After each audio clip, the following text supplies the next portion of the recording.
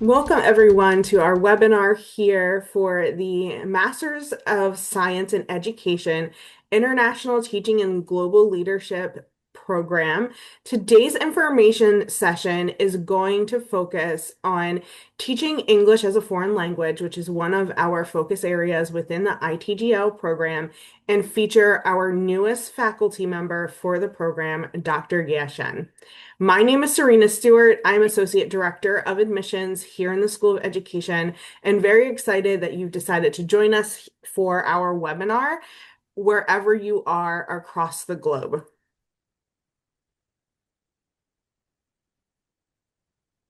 Good morning, good evening, good afternoon, depending on where you are, everyone. Thanks again for joining us. I'm Dr. Jennifer Adams, and I am the Director of International Teaching and Global Leadership here at Johns Hopkins University School of Education. I'm also an Associate Professor here and teach courses on global education policy, and also research methods. And I'm very excited today to have the opportunity to showcase our newest faculty member in ITGL, Dr. Ye Shen. We've been very excited about having her join us since last spring when she first arrived on campus. And we've been keeping this secret, I think, for many, many months. So it's exciting to get the word out about her really excellent research, exciting teaching contributions, and the role that she'll play as the lead of the TEFL focus area here at ITGL. I just want to provide a little bit of wider context about the teaching English as a foreign language focus area and English language in general. And then I'm going to turn this over to Dr. Shen so we can learn more about her. The focus areas in ITGL play an important role in our program. You can see here on the slide a relatively brief overview of our curriculum. The ITGL curriculum really consists of core courses, focus area courses, our seminar and portfolio course, and then the extended learning experience, which is basically a short internship that our students engage in each week. The core courses really focus on key areas that are shaping the field of education, particularly global education around the world. It's really knowledge that we think everyone should know if they are going to be an expert in education, working in any space, whether that's business, technology, government policy, teaching in traditional schools, higher education. These courses include courses on policy, AI in education, entrepreneurship, mind-brain teaching, I'm trying to think, instructional strategies, really an overview of expert knowledge that you would need to know to work in this field. And then all ITGL students select a focus area to concentrate in and take courses to develop more deep knowledge and understanding in this area over the course of the program. One of our most popular focus areas over the past few years has been the teaching English as a foreign language focus area, which this in combination with our new faculty member, Dr. Shen, is one of the reasons that we're showcasing this area today. This focus area actually has a lot of sort of special meaning to me because I actually started my career as a teacher of English as a foreign language as a freshly minted college graduate in Taiwan. You can see here that English is the most spoken language worldwide. This is based on statistics from 2023 in millions. You can see here top languages or most spoken languages worldwide. You can see English, Chinese, Hindi, and Spanish are the top 4 languages around the world being spoken, which explains a little bit, I think, of the wide interest in English language learning. But I think one of the more interesting things from my perspective about English is that the majority of English is spoken by non-native speakers, right? So you can see here that we see languages like Spanish and Chinese, for example, and even a little bit Hindi. Most of the people that are speaking these languages are speaking it because it's their native language. But if we look at English, we can see that roughly 2/3, a little more than 2/3 of speakers of English around the world are people that have learned English, right? And so I think that speaks to the really popular or popularity that we have with the teaching English as a foreign language focus area, the great interest that we see, and I would say the expansion of English around the world. So I just wanted to provide a little bit of background knowledge here, and then I'm going to turn it over to Ye Shen. But just if we think about historically the worldwide expansion of English, that this dates back, for a long period of time, right? English spread globally due to British colonialism in the 17th to 20th centuries, where we saw English being brought around the world. I think also we want to be thinking about the sort of post-colonial times where countries developed their unique English varieties as a result of sociocultural and linguistic adaptation. So in addition to countries where people were native English speakers, like for example, in the UK, the United States, Australia, Canada, we also see countries where people are speaking English frequently, their own varieties of English. As a result, we've seen in the field of global and international education a huge amount of work on language and education policies, the best way for children to learn if they're growing up in a multilingual context. There's been an emphasis on mother tongue language in the early years. And this work has continued sort of post-World War II, where we've seen a continued expansion of these policies, research, largely through the work of international organizations that play a large role in the field of global and international education, such as UNESCO, UNICEF, the World Bank, for example. And then finally, I think it makes sense to many of us that looking at the last decade or two during this period of globalization, that increased connections around the world with global trade, world financial markets, media, culture, the internet, and also the internationalization of higher education, where we have students actually mobile and taking courses and earning degrees around the world, that we've seen really an even more intense expansion of English language learning worldwide. And with that sort of background, I'm going to turn this over to my delightful and brilliant new colleague, Ye Shen. All right, thank you so much, Dr. Adams. It's so great to be here to share a little bit about my research, my journey as an international scholar, and how the ITGL program prepares educators to make a global impact. So a little bit about myself. I was born and raised in a small town in Shanghai, and from very little, I knew that I wanted to be a teacher. So naturally, this passion led me to pursue teacher training, right? Where I began to understand the foundations of education and what it truly means to inspire learning in others. So this calling brought me to work toward my bachelor's degree in teaching Chinese as a foreign language. And this was also my first real introduction to the fascinating world of language education and cross-cultural communication. So wanting to deepen my understanding of global education, right? So I then pursued my master's in world language education at the University of Maryland. And this experience really opened my eyes to the complexities and opportunities in multilingual education systems. So after completing my master's degree, I had the incredible opportunity to put theory into practice as a second grade Chinese immersion teacher at a public elementary school in the States. So you can see here, me here, working with young students and teaching not just Chinese literacy, but also math, science, and social studies, all in Chinese. And this hands-on experience, like watching children navigating between languages and the cultures in real time, was really transformative for me. So it was during these classroom moments, right? So seeing my students process complex academic concepts in their second language, which is Chinese, and observing their unique challenges and breakthroughs, that I realized there are so many unanswered questions about bilingual education. So the daily experiences with these bilingual learners shaped my research interests significantly and really ultimately inspired me to the University of Delaware to pursue my PhD.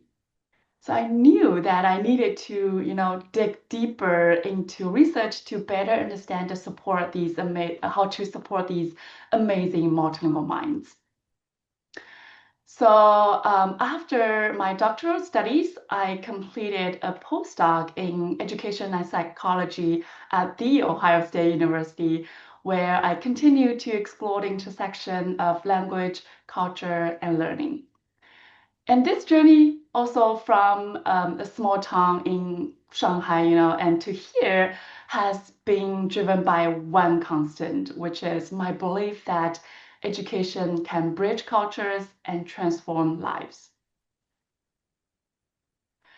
So here is where my journey had led me today. So I'm now an assistant professor at the Johns Hopkins School of Education, where I also serve as the faculty advisor for the TEFL focus area, which is teaching English as a foreign language.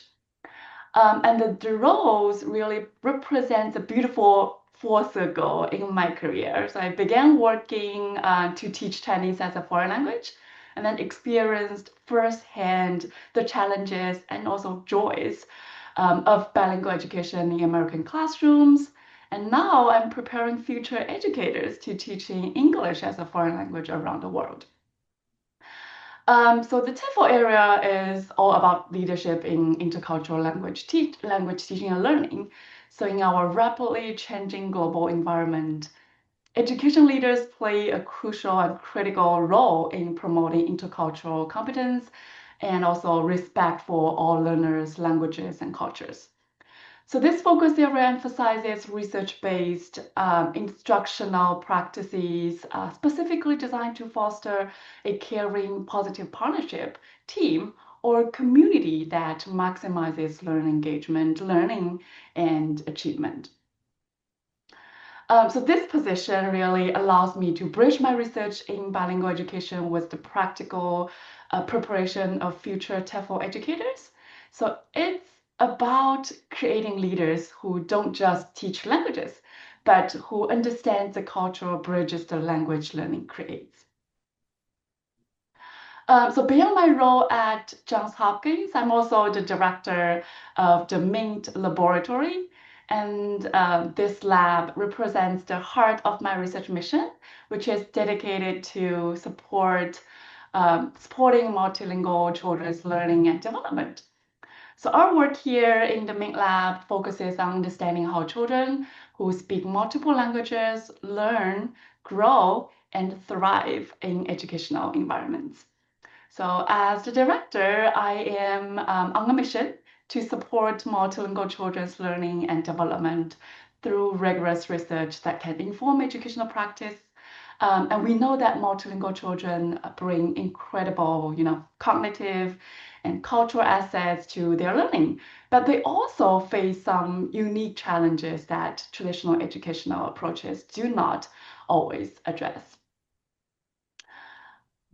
So let me share with you my research program first, which I call it MINT, which is the same as my research or research lab. So my work encompasses three interconnected lines of research that together form a comprehensive approach to understanding multilingual children's learning and development. So first look at this line, which is multilingualism.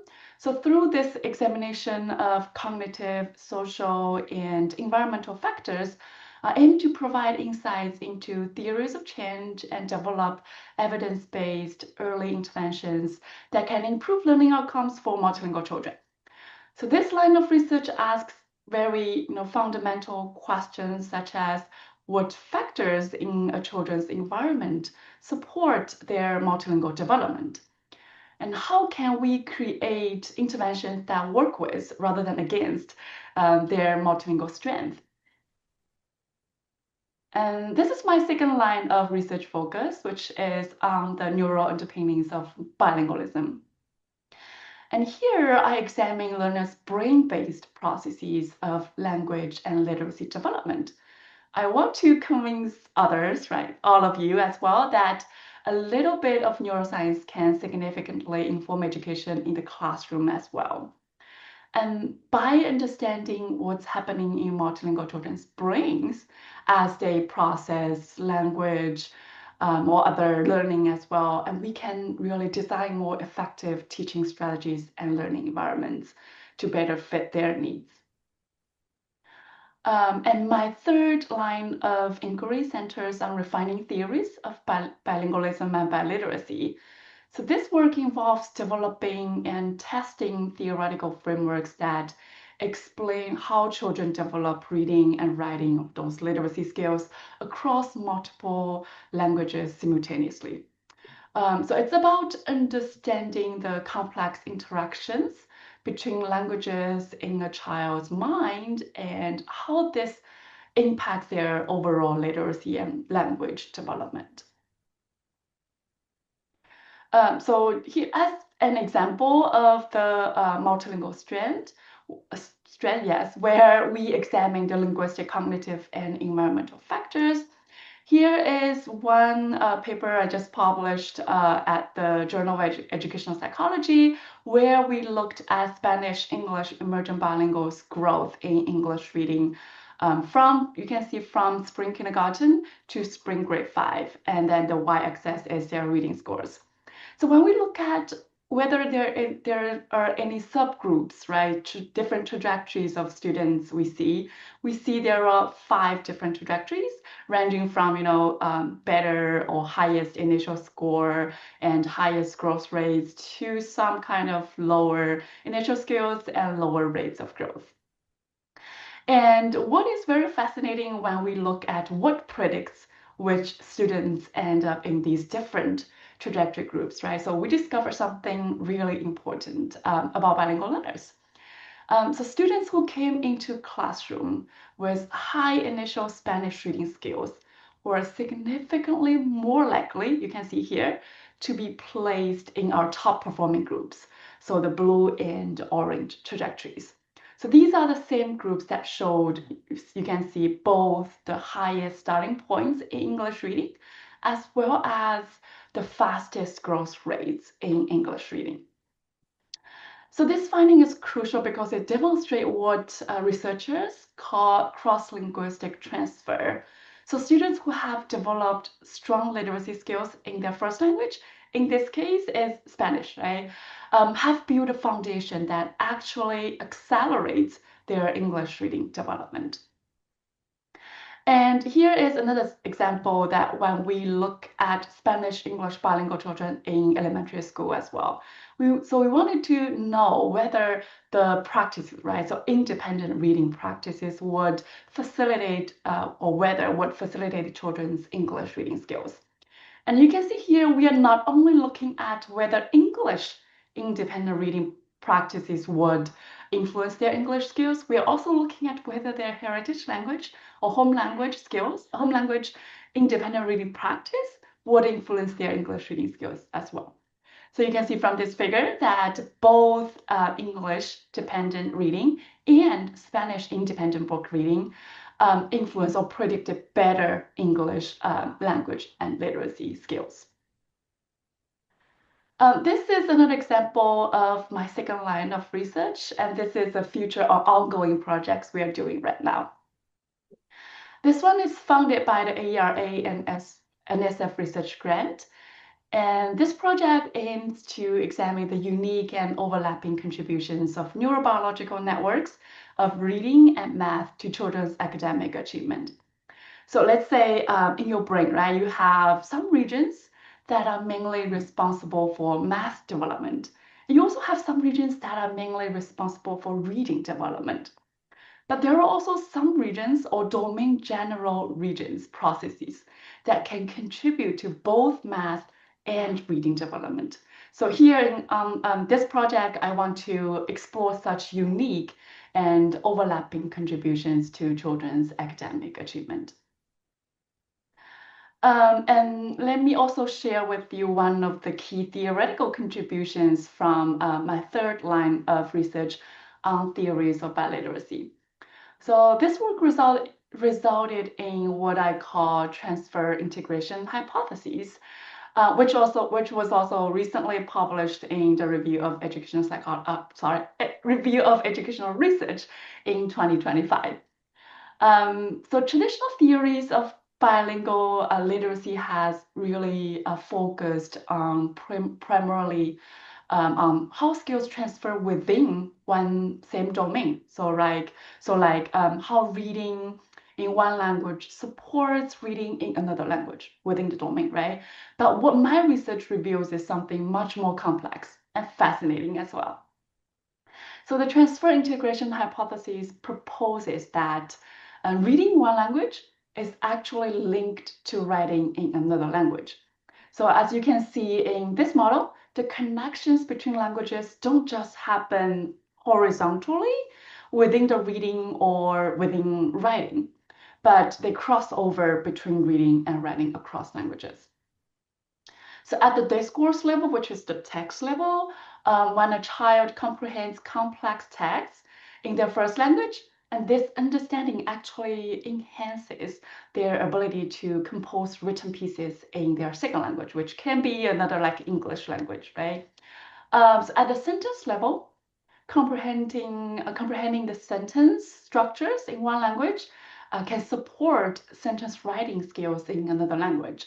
And at the lexical level, which is the word level, word reading abilities also in one language also directly support spelling abilities in the other language. And you can also see some crossover across those different levels of languages as well, like across lexical and discourse levels here. And what really makes this hypothesis groundbreaking is that it challenges how we think about bilingual education.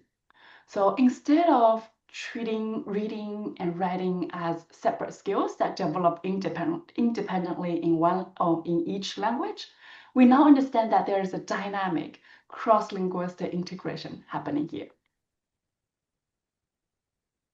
Okay, now let me connect the dots, right? So between my research and why I'm so passionate about the ITGL program. And the alignment between my work and ITGL's global mission is really profound and exciting as well. So first, let me talk a little bit about how my research aligns with ITGL's global mission. So ITGL is all about preparing educational leaders who can work effectively across cultures and contexts. So my research on multilingual children directly supports this mission because multilingualism is the reality, right, of our global world. So when you are working in international schools, diverse communities, or some cross-cultural educational settings, you're going to encounter multilingual learners.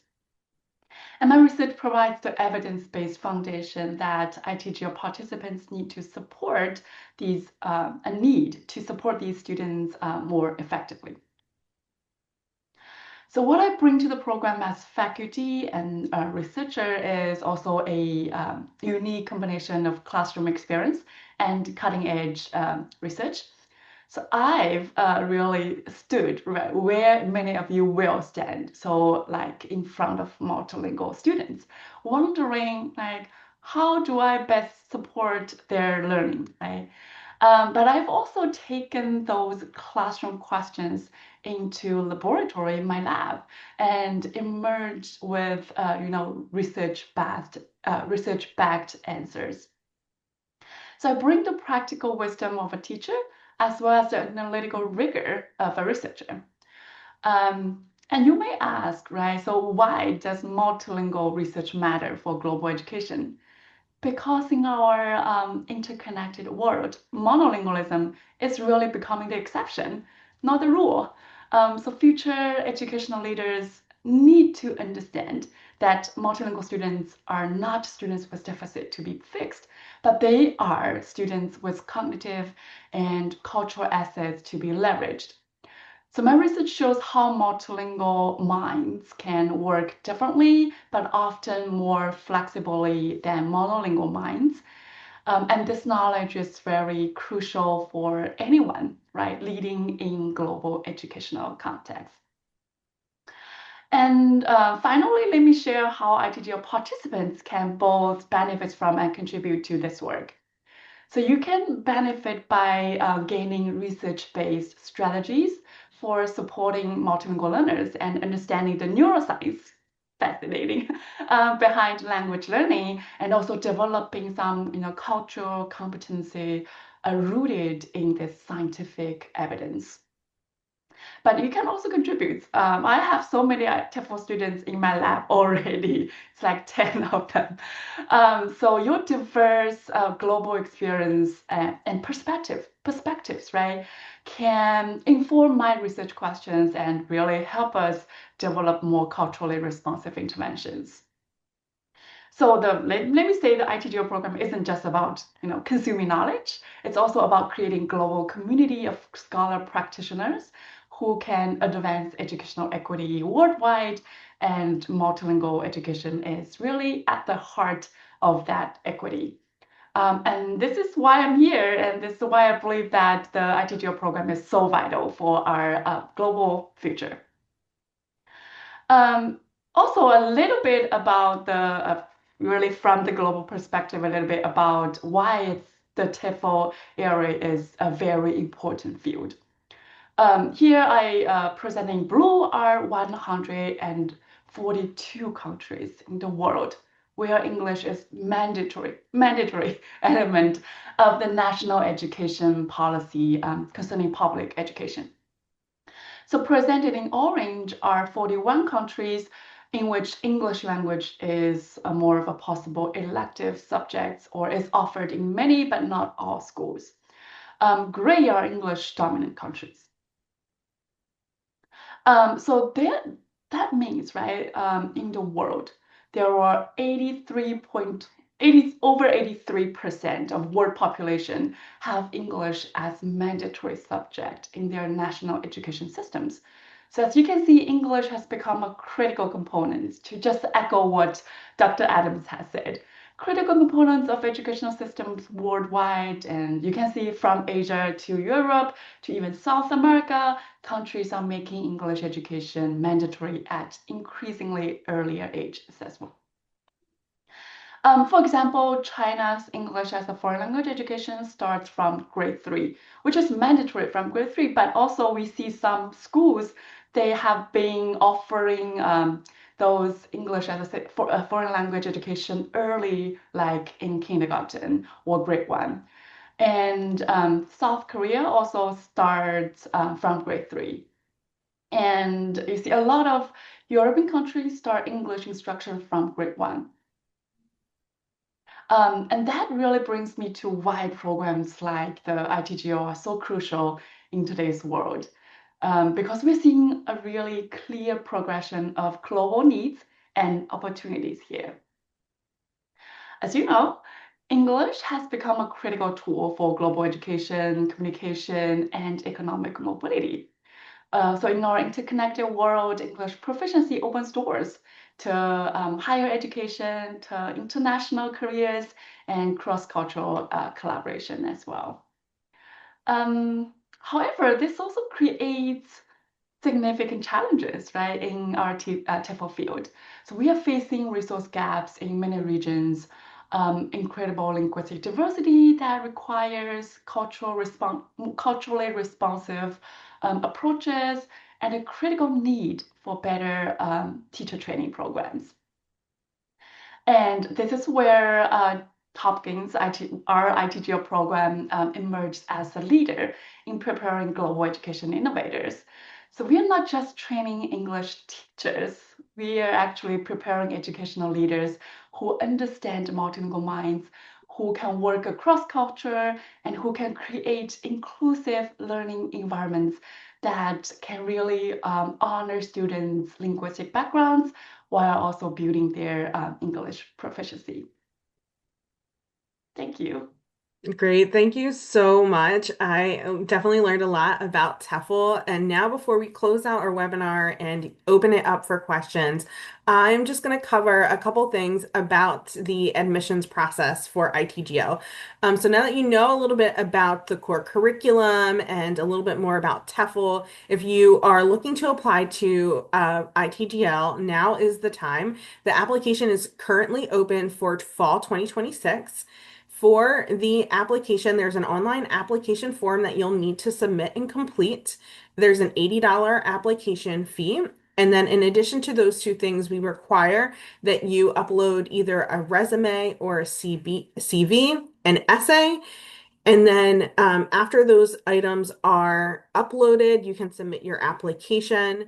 We'll also need two letters of recommendation. One of those we do prefer to be from an academic source, like a professor or an advisor, someone who has worked with you in your undergraduate degree. And another one can be maybe from an internship or a more professional source for your letters of recommendation. If you studied inside of the United States, you'll need to submit all of your official transcripts post-secondary. If you have done your education outside of the United States or English-speaking Canada, we require a course-by-course evaluation of your credentials. And then on your application, you will be required to select your focus area. So for international students who are looking to apply to the ITGL program, in addition to that course-by-course evaluation that I mentioned on the previous slide, you will also have to submit a passing English language proficiency test or the English language testing waiver. So for the English language proficiency test, we accept the IELTS, the TOEFL, and the Duolingo. The minimum scores that we need are on the slide.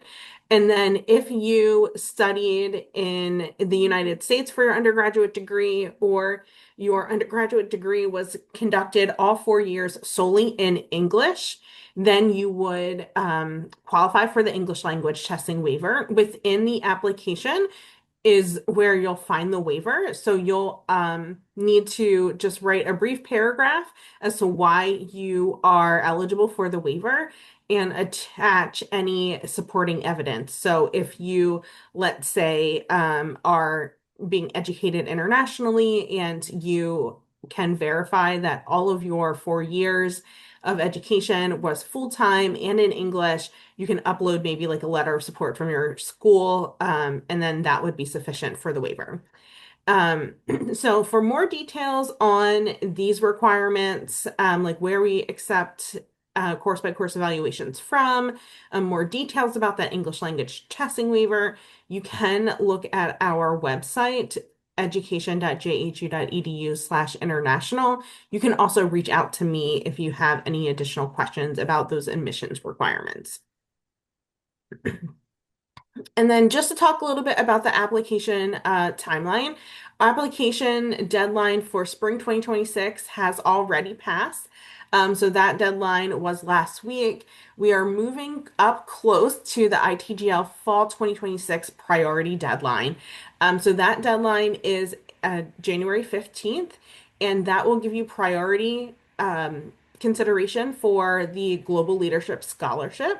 For ITGL, if we have funds available, we will continue awarding the scholarship to applicants who apply after January 15th. But if you want that priority consideration, definitely get your application in early. The deadline to submit your application for the program isn't until April 30th. So if you miss that January 15th deadline, there's still plenty of time to apply.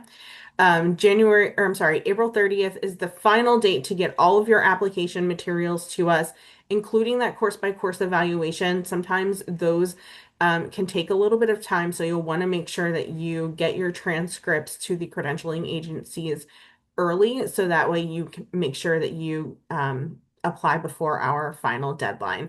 And then after you accept your enrollment deposit, you'll receive directions in your admissions letter on how to accept your offer and how to pay our non-refundable enrollment deposit.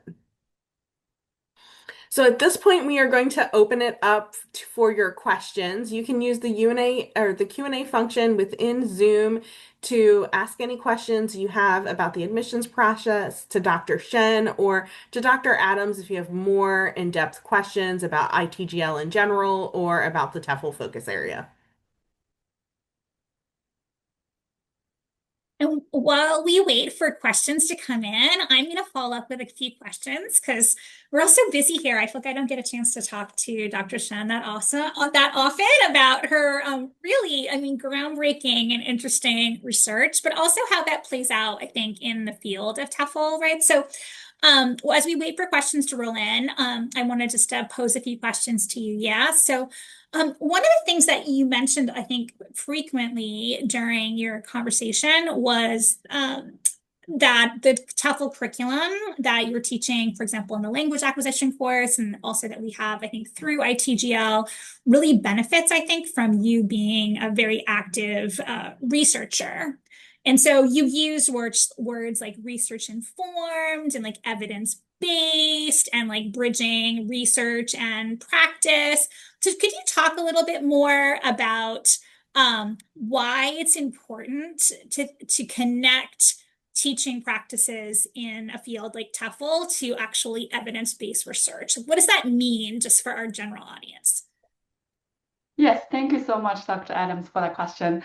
So it's interesting that this semester I'm teaching the language acquisition course, like language acquisition in TEFL course, and we are exactly doing that. So that course is more of a theory course.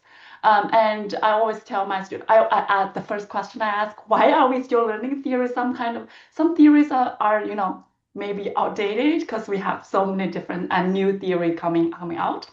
And then one student was like, yes, we do need to learn, like, how theory inform our the practice before, and then how different new theories and multilingual turn, the social turn in second language acquisition as well, all these turns we are learning, and how these inform our own practice right now. So it's really important to learn first, learn the theory and also learn some, connect these theory into practice and evidence-based, meaning that these are more research has already examined the effect of those practices, and we know that these practices are important and having some effect in terms of promoting children's, or like I always say children, promoting students learning in TEFL. So that's why it's really important for us to always use evidence-based research to in our own practice, to serve our students better, to know that I know the research, I know the theory, I know the practice, I know the connection between the theory and practice, and I'm doing great. I'm connecting all these dots together, and then I am really a great teacher serving all these students like that. Yeah. And it's also like Okay. important from my perspective is that I've been through those classroom practices, and I have so many questions. I think our students, while they're doing teaching English in their own country, they're having so many questions as well. Like, am I doing it right? Right? I would have that question when I was a teacher. So that's why, like, the theory-based research, evidence-based research is really important to, like, you are confident. A confident teacher is awesome, right? Yeah. Yeah, no, me too. I mean, also from my own experience, I feel like when I was a teacher of English as a foreign language as a young person, decades ago, I'm dating myself here, but I think there was a feeling that if you were a native speaker, like you could figure it out and like do it. And I feel like that reflects just such a strong evolution in the field about what we think about is required in someone who's actually teaching a language, which is related to my next question. Um, I was wondering, I mean, and you also have been involved in the field for a long time. Initially, you talked about how you were a teacher of Chinese language, for example. How do you see the field of language teaching and learning? How has it evolved since you started? Oh my, things have things have changed a lot. So I've seen when I was a teacher, it's really let's not say I'm like experimenting my teaching as well at that time as a new teacher at that time, and then technology has not been like in the center of my teaching. So I think right now it's really like how do you use technology, and then we talked about that a lot in our language acquisition course too. How the technology that's the turn as well. Technology turn affects students learning, inside and outside classrooms. And right now, it's really AI, artificial intelligence is is sweeping the whole nation and the whole world as well. Like what are some of the evidence-based use of artificial intelligence in teaching and in learning as well? So this is what I've been seeing. And then in the field of teaching as well, teaching English as a foreign language. So like the multilingual turn, viewing these different languages as one linguistic repertoire that you can really leverage. Not viewing the other home language, for instance, United States students, not viewing your home language as a deficit, but viewing as an asset, and you can bring these essays to the classroom to learn better in different languages and to becoming a multilingual person, right? That turn is also one of the things I've been witnessing as well. We also talk a lot about global citizenship and intercultural competence in TEFL as well, because TEFL is increasingly tied to global competence, intercultural communication, and international collaboration. And we also see some curricular innovations really focus on engaging with global issues, critical literacy, and cross-cultural understanding. Actually, next semester, I'm going to teach that cross-cultural communication course, course as well. So I'm exciting there. We can also, it may be also tied to another program we're offering, which is early childhood, because I am really an early childhood researcher as well, looking at children's development. So, like what I see in different countries, for example, in China as well, we see that TEFL has been offered really earlier and earlier nowadays, right? So, like you can see, there are so many early childhood centers that are offering English as a subject there, and that really rapid expansion of early English programs. But we also having a lot of questions we want to address in those programs, right? So like how do we developmentally or develop those appropriate pedagogy for early like children, these young children, and then how to really preserve their home languages in United States, also like home languages or Chinese in China as well, right? And then while we're teaching English, and also some like long-term academic outcomes too, from early childhood to later development. Yeah, so what I can think of, like one more thing or one more issues that is increasingly related to the field of TEFL is, like I said, digital literacy, like how to use those AI, how to use technology is also important.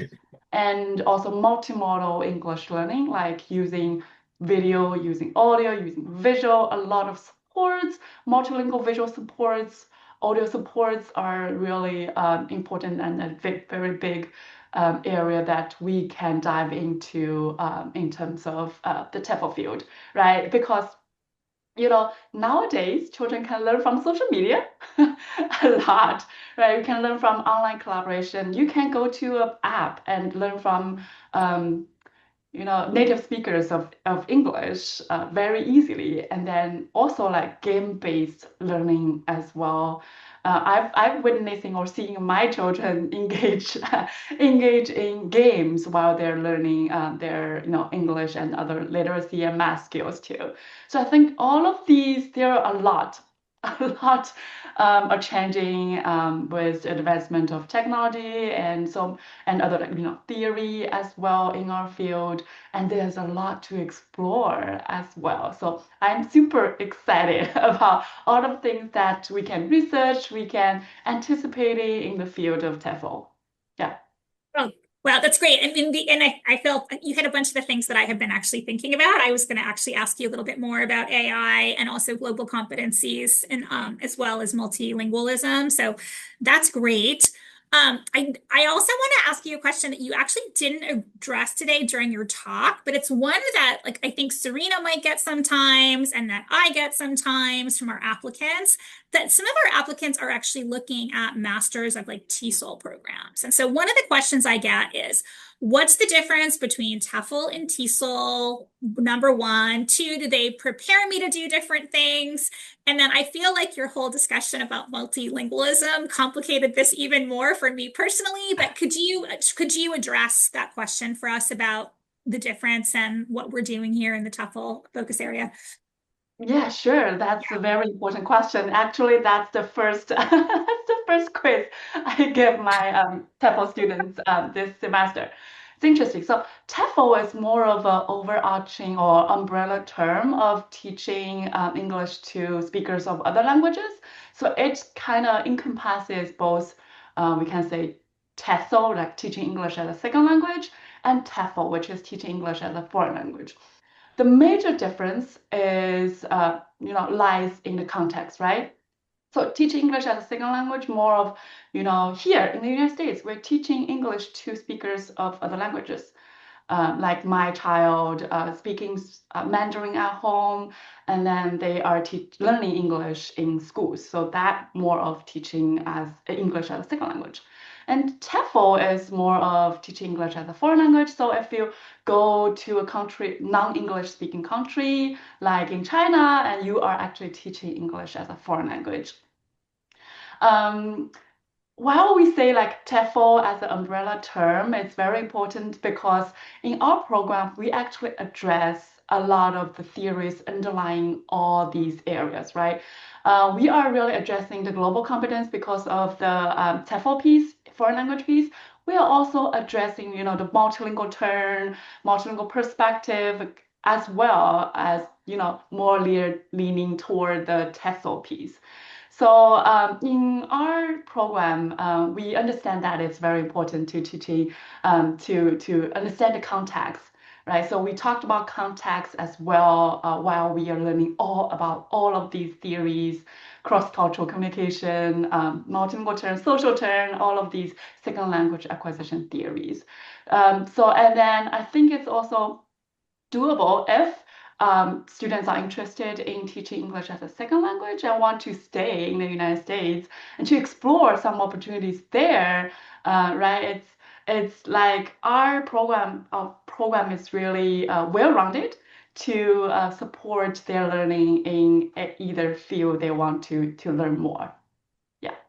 I also think I've been visiting international schools on my recent travels to Asia. And then also I think of my own daughter's experience. I just like the context is also becoming more complicated, that it is not as simple as home and national language. So just for example, when we were living in Hong Kong, my daughter was speaking English at home. Her wider environment around her out in Hong Kong was more in Cantonese, but she was actually at a school where she was actually learning in English and Mandarin, right? And so the Mandarin piece didn't actually have a context out at home or in the community. And I just feel like I'm running into more and more international environments where students really are participating in this multilingual atmosphere and where the idea behind language really is about communication. So I think that's actually that differentiation is really useful for us. And I think this idea of the multilingual environment and being monolingo being more of a unique thing going forward is actually a really interesting thing, thinking about our students. I guess Serena, do I have time for like one more question maybe? Yeah, absolutely. Okay, great. So one of the questions I have sometimes from students is they are interested in TEFL. They maybe have experience. Their English language is quite good. They see themselves possibly teaching TEFL. But are there other career paths for people that are interested in this field? Yes, thank you so much for that question because the TEFL area, like I said before, is very in high demand right now, right? So like traditional paths, career pathways, you can think about TEFL teachers, EFL teachers, ESL teachers, and you can do like right now, digital online teachers as well, and private tutor too. And also like thinking about some related roles like curriculum designer, right? You know a lot about theory and practice as well, and then you can really focus on curriculum as well, and also like educational consultant, trainer, instructor, teacher trainer, that too. but there are also some emerging career paths because really our emphasis on technology and AI in our program as well. We did that. So like some edtech content developer you can think of, and AI assisted or like that kind of piece, language learning specialist piece, an instructional designer for more of a digital, maybe online course development countries like that. And you can also think about language assessment, right? The TEFL area is really going to focus on language, cross-cultural language teaching and language assessment as well. Like those theories, you based on those theories, you can do that. So language assessment specialist, you can do that too. And you can also think about you're going to more serving as an like United Nations kind of job. Like we are really brainstorming in our class as well, like so many different ways, different jobs you can take. And also like what I was talking about is more of like high school or like really public school setting, but we can also think about higher education setting as well, and that can be university EFL teacher, applied linguistic researcher, because we are also from my language acquisition course, one of the things they do is to do a research. Oh, they did awesome. Like in one class period time, they go out and collect data and write up their results and present their results. So they're also well-rounded in terms of doing research, and there are some other more opportunities in on campus that they can seek to do research as well. So like thinking about they can be a researcher, they can be language program director, curriculum specialist, as well as assessment too. Also, like because all of our students are awesome students, right? And then they are in having a lot of them having very high English proficiency themselves as well. So thinking about they can also be like translator as well, and then technical educational editor too there. So there are just so many different ways. Writer, like material writer, in China they can write in English. So it'd be awesome. Right. Content Well, writer. Yeah. one of the things I think students worry about generally, and I mean teachers worry about this too, is that they're going to be like replaced by AI, like or by technology, right? Like people can just learn English on TikTok. Are they going to like need me Oh, anymore, right? Or people will just have like an AI chatbot teaching them about English. What's your response to that type of question? Like how important is the sort of human aspect of all of this? yes, that's what exactly we are learning, right? The theory piece. So the social pieces, social interaction piece is really important. Although like AI is great in terms of reducing anxiety, anxiety level of engaging in conversations. That like we are not AI is not going to replacing human interaction, right? That piece, social interaction piece, is really important. What we are learning, the social culture theory, the interaction, input and output, and making corrections. It's really important in terms of your English proficiency.